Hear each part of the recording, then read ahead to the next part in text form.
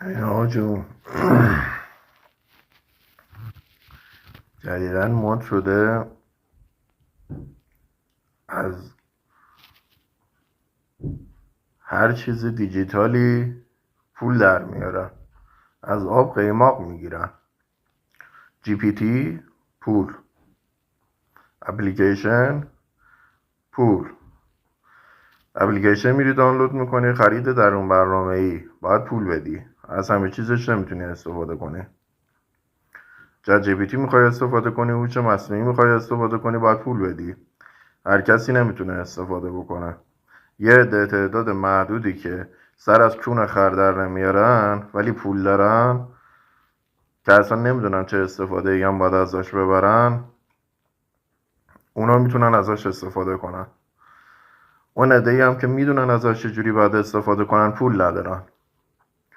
یعنی در حقیقت طرف یه چیزی درست کرده که هیچ کس نمیتونه ازش استفاده بکنه. خب آقا نکن.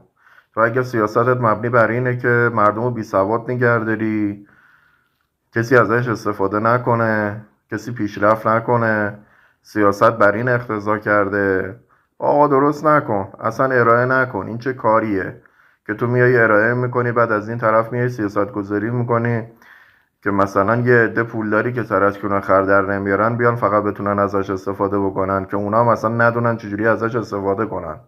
اون عده‌ای هم که بلدن ازش استفاده بکنن پول نداشته باشن ازش استفاده کنن.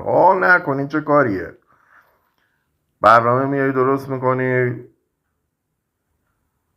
خرید درون برنامه ای میذاری، محتوای دیجیتال میای میذاری، فیلم سینمایی، سریال، فلان بیسان، توی سایت میای میذاری واسه دانلود بدون سانسور با دوبله حرفه‌ای. باید بیای وی آی پی بخری تا بتونی ازش استفاده بکنی، بری فیلم دانلود بکنی. بقیه هم پشم. آقا جون، محتوای دیجیتال یا تکنولوژی برای پول در آوردن نیست. شما یه سطل آشغال وقتی که شهرداری میاره میذاره کنار خیابون، نمیاد روش بزنه بگه انقدر پول بده تا سطل آشغالتو بندازی توش. اونو گذاشته که مردم استفاده بکنن رایگان. هزینهش از جای دیگه در میاد، از مالیات و هزار تا کوفت و زهرمار دیگه. شما از جای دیگه درش بیارین. محتوای دیجیتال که منبع درآمد نیست، نباید به عنوان منبع درآمد ازش استفاده بشه. که شما از هر چیزی به عنوان منبع درآمد دارین استفاده میکنین. همه کشورها شدن این ایران، یاد گرفتن از ایران دیگه. که نشد کار که. من خودم به نوبه به شخصا و فیلم اصلا نگاه نمیکنم، جی پی تی استفاده نمیکنم. مگه قبل از اینکه جی پی تی بیاد مردم چجوری زندگی میکردن؟ یه قرون بابت اینجور چیزا پرداخت من نمیکنم. هر کسی که محتوای دیجیتال رو از اپلیکیشن گرفته تا فیلم به عنوان منبع درآمد داره ازش استفاده میکنه، من یه قرون خرجش نمیکنم. اب نداره آقا جان، بذار من تو سال دقیانوس زندگی کنم، باج نمیدم. شاید شما بگی آقا مثلا اون جی پی تی سرور داره، بالاخره هزینه داره، باید پرداخت بشه. آقا هزینهش از جای دیگه پرداخت بشه. نزن.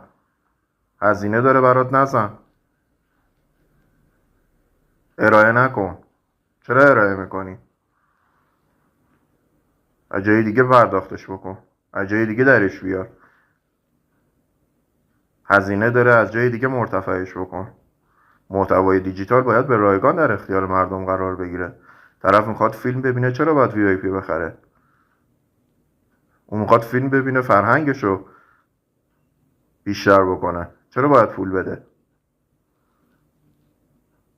از جی پی تی یا هر هوش مصنوعی دیگه ای میخواد استفاده بکنه به خاطر اینکه اطلاعاتشو زیادتر بکنه، بتونه پیشرفت بکنه، چرا باید پول بده تا بتونه استفاده بکنه؟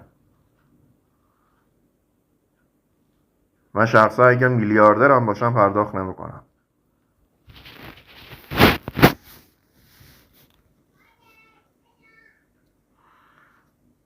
پولدارترین آدم هم باشم پرداخت نمیکنم.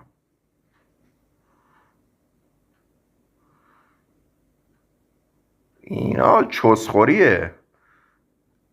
از هر چیزی، از آب قیماق گرفتن، اینا چسخوریه. هر چیزی رو که آدم نباید منبع درآمد قرار بده که.